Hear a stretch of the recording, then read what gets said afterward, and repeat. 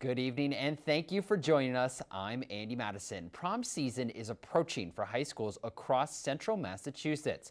And while students think about what to wear, parents and school officials are hoping they also think twice before driving.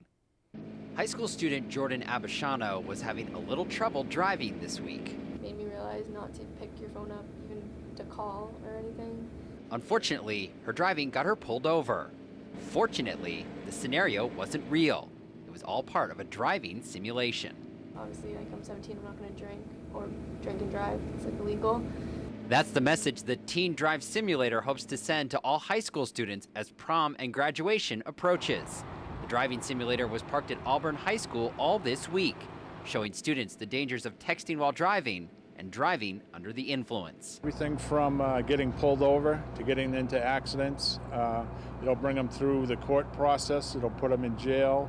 And it'll even go through a job interview with them, so they know how far that DWI is going to reach and how long it's going to be with them. Auburn High School also brought a speaker in for students before this weekend's prom. Prom is a big part of high school, and an event the school hopes their students will enjoy safely by making good decisions. Hopefully get it out there to them, and they'll think of it before they act. As a teenager, texting is a big deal, and like we use our phones a lot, and so like realizing like driving and stuff while texting, you can even die. The Teen Drive Simulator program is sponsored by Allstate Insurance and UMass Memorial Medical Center. The instructor says it goes all over the state. It was at Auburn High School this week because Auburn has their prom scheduled for this weekend.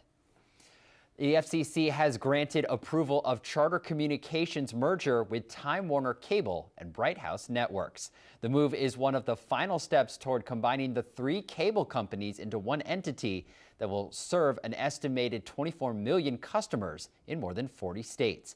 The proposed $55.1 billion deal has already been approved by the Department of Justice. In a statement, the FCC announced approval and said an order detailing the commission's reasoning and conditions will also be issued soon. Charter Communications is the parent company of Charter TV3. The Oxford High School football team receives a donation to improve player safety and prevent concussions. Our Tim McCone has the details of today's donation and also looks at the timing. Is going in for the touchdown. The Oxford football team scores big off the field. Friday, they received a $3,000 grant from the Silvio Cella Foundation. This was very big. The Cella Foundation selects 4 schools annually to present with grants. In its 6th year, it aims to help fund a number of things from new equipment and uniforms to improved playing conditions. The committee selects the recipients based on applications. Well, it started when my father passed away 6 years ago. We decided, or my sister decided, that it would be a nice idea to try and get something running so that we could keep in perpetuity something for the kids in high school by giving back to the cities and the communities that need it the most. Head coach Jeffrey Clarkson says the money will go towards a much-needed piece of equipment. A lineman chute, just help the kids stay in low and keep the kids low with heads-up football, trying to teach that, as well. With concussion awareness now at an all-time high, Clarkson says teaching the proper technique in football is critical to keeping players safe. That's what we're teaching these kids, to play heads-up football, everything, all aspects of heads-up football, tackling, blocking, everything.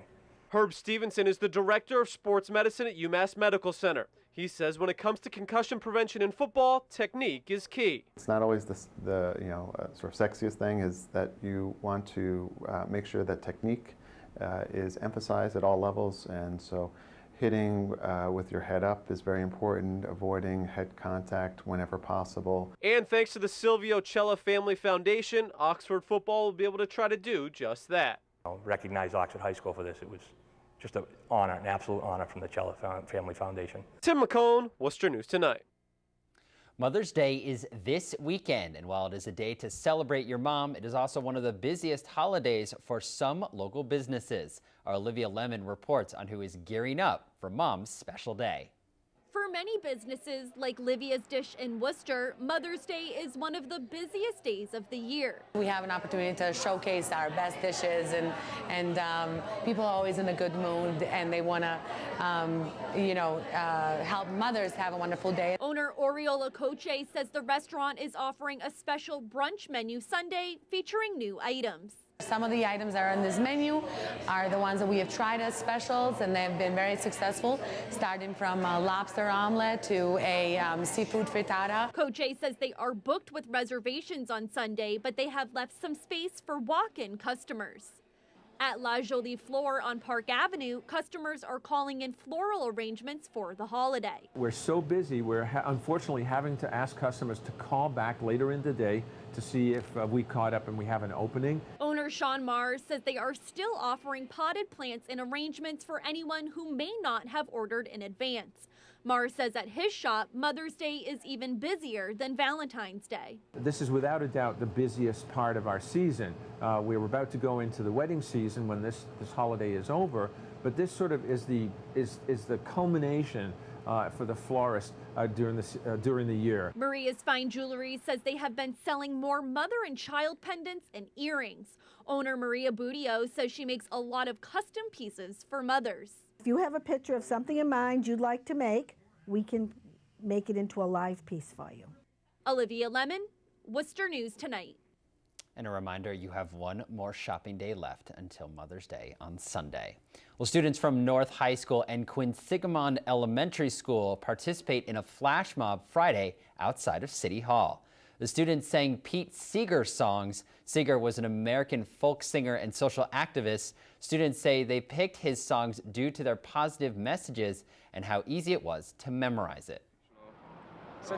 Such an influential man, and we just kind of want to pass on like the music and like the overall message of the music to these young children today.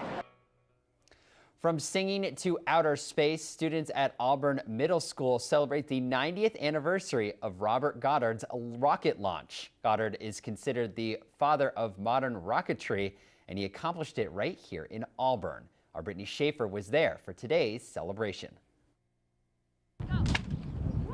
Today we're at this very historic spot because, as I tell the kids in 6th grade and we start our astronomy unit, this is where Robert Goddard started our mission to the moon. Students from Auburn Middle School set off bottle rockets Friday in the spot where Dr. Robert Goddard launched the first liquid-fueled rocket 90 years ago.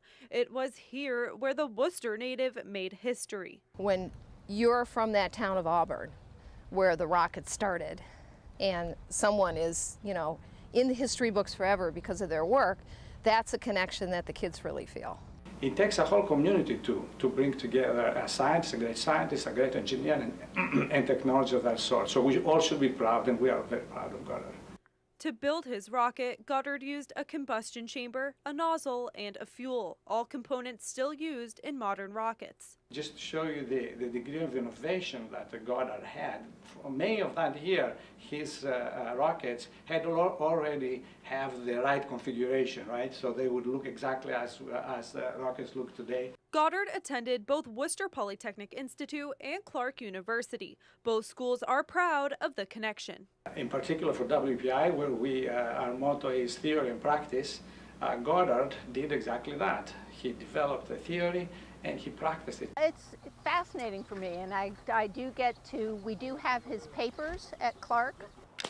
Goddard's rocket only flew for a couple seconds at a speed of 60 miles per hour. But like Auburn students today, he learned through plenty of trial and error. Not always successful, and we've had a few of those failures with our bottle rockets as well. So it's, learning the process that you try, you fail, you learn from your failures, you try again. And pretty soon you're thinking about Mars next. Brittany Schaefer, Worcester News Tonight. Another new restaurant opened for business in downtown Worcester. Dead Horse Hill on Main Street officially opened to the public today. The place is located on Main Street where the old Bay State House Hotel used to be. The restaurant and cafe offers a full menu, including small plates, and also boasts innovative cocktails and craft beers. That something that is delicious and value-driven is what's most important. And there's so many terrific farms in this area that we just wanted to let that stuff showcase itself, and we're getting some pretty outstanding product, and we just want to do the best we can with it. The restaurant is named after the infamous Worcester landmark on Stafford Street. The restaurant's executive chef also won the cooking reality show Cutthroat Kitchen last year.